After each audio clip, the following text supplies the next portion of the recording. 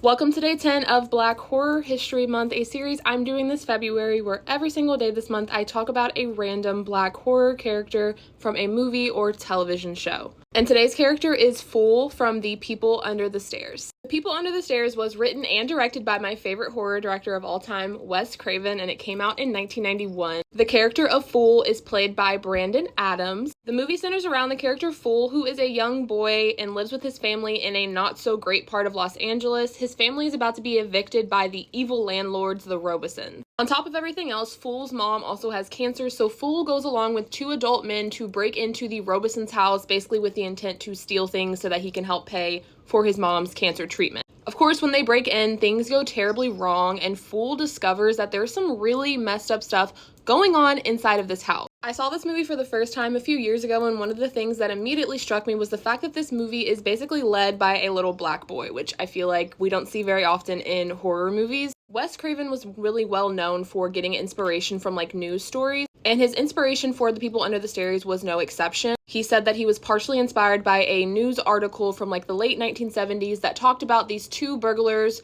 who broke into this home and as a result actually exposed the fact that the family living there was hiding away, had locked away two children. So with that idea, he wrote The People Under the Stairs. Now this is what I would call a horror comedy, so it's not trying to take itself super seriously. And a lot of what I've seen is basically people call it kind of a satire, specifically a satire on gentrification, class warfare, and capitalism. As a whole, I think the movie's underrated, but even more so, I think we need to talk more about Fool as a final boy, and specifically a black final boy. And yes, about 5 years ago, Jordan Peele made plans to do a remake of The People Under the Stairs, but I don't know if there's been any really new developments since then. But honestly, I would be interested in seeing Jordan Peele's take on a remake.